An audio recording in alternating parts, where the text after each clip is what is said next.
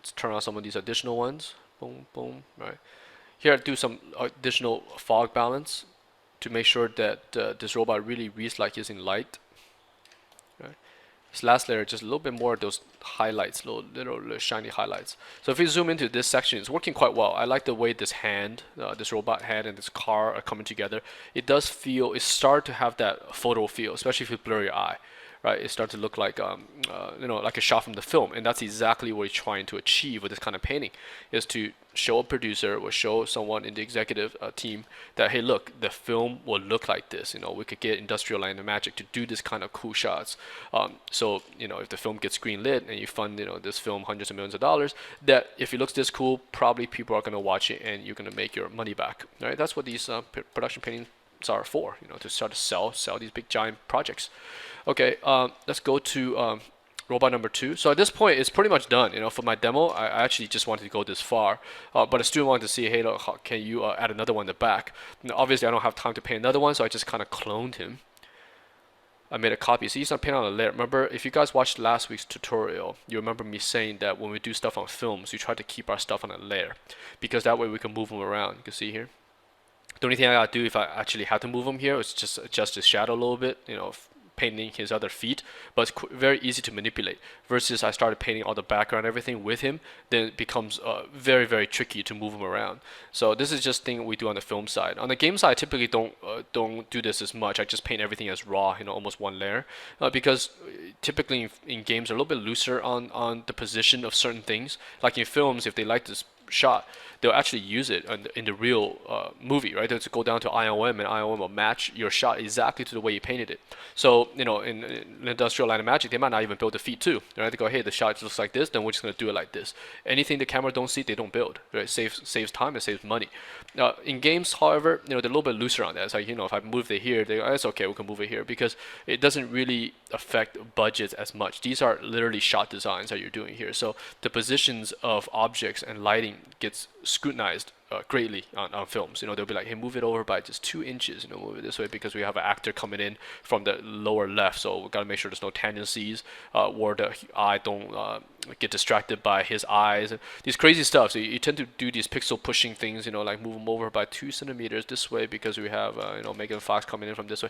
All this kind of crazy stuff they had to deal with on the film that I typically don't find as much on the game side, although that's starting to change, because a lot of games now are in the $100 million range. So there's a lot of fine level art direction happening on video games now, where a lot of them also have cinematics or camera telling, just exactly like how film does it. So I won't be surprised if this level of scrutiny happens on those as well. But I typically don't see that for myself, because I do freelance on most games, and they just simply don't have the time to say, hey, can you fix this painting for a whole week? Because you'd rather just get a bunch of paintings instead of fixing tiny pixels.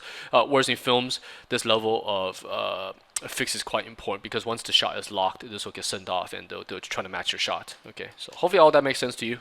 Just some inside stuff. Let me stop Photoshop for a second. Be right back before we run out of memory here. So be right back. Okay, and we are back. So during that little pause there, I actually went back and checked the first segment of this video, and I just noticed I made a small mistake saying where the sun was. The sun is actually right here. I think I mentioned behind us to the left is actually right there to the left. Sorry about that, because I was looking at my shadow going, that makes no sense. The light shouldn't, if the light's actually behind us, the shadow go that way. Sorry. Anyways, just a little small mistake. Glad I didn't make it in the actual image. So the actual image, the sun is in the correct position, judging by his shadows here. So anyway, sorry about that, but hopefully everything is okay, then you're not confused by that. All right, so where was I? Okay, so I was gonna add the second robot in, right?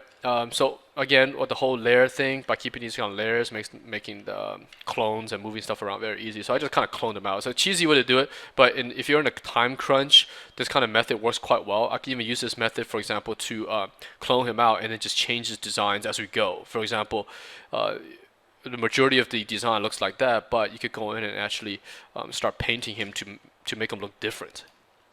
I'll just do a quick demonstration of what that means. So you could kind of paint out his head, for example. Maybe paint this thing in here. Right. So if you have to make a bunch of copies of something, instead of trying to paint each one of these raw, right, from scratch, would be quite tricky. You could do this kind of cloning method. So let's change his head to another design here. Get some of the darker values in there. So you can do things like this. It just saves time, right? So when you work in production, it's very different than painting in your leisure of your own time, because when you're under production, you're always under some kind of time pressure. Right? Things are always due pretty much an hour ago. So that's how real production works. You can see here we could kind of add whatever you want, change his design, and then keep painting, and then get your design to change. Okay, so in this case, I just made a quick clone of him. Quite easy. His light's getting kind of blown out a little bit. I don't know if I ever fixed that or not, but you can see this hot highlight is quite blown out. Maybe I'll fix it later. I'm not sure. Let's check. Okay. So this is after both robots are in. In this case, by the way, I actually, if you look at my layer management here, my first robot, the first one we did, is actually right here. Right. I actually had to clone him out and then move them below this layer because his hands here intersect. You can see here. So it's just common sense stuff with layer. So this way I keep him in behind the scene. So I could also move him if I wanted to. See, I could move him over here. I could put him over, put him over here. So it's just good layer management. It helps a lot where I can make a clone of him. So now I have a bunch. You see, which is quite neat looking. Okay, let's put him back. Okay. This layer is the layer I typically call this layer cleanup because it kind of merges everything together. It sits on top of both robots. So in this layer, which you saw in the previous tutorial as well, it mixes certain things with the foreground and the background together. So if I was to move the robot now, some of these layers will not work. You see that? It's got some leftover residue. But these things are so minimal that it's okay to repaint or just try to fix your layers so they're together, right? But that's what this layer does, clean up.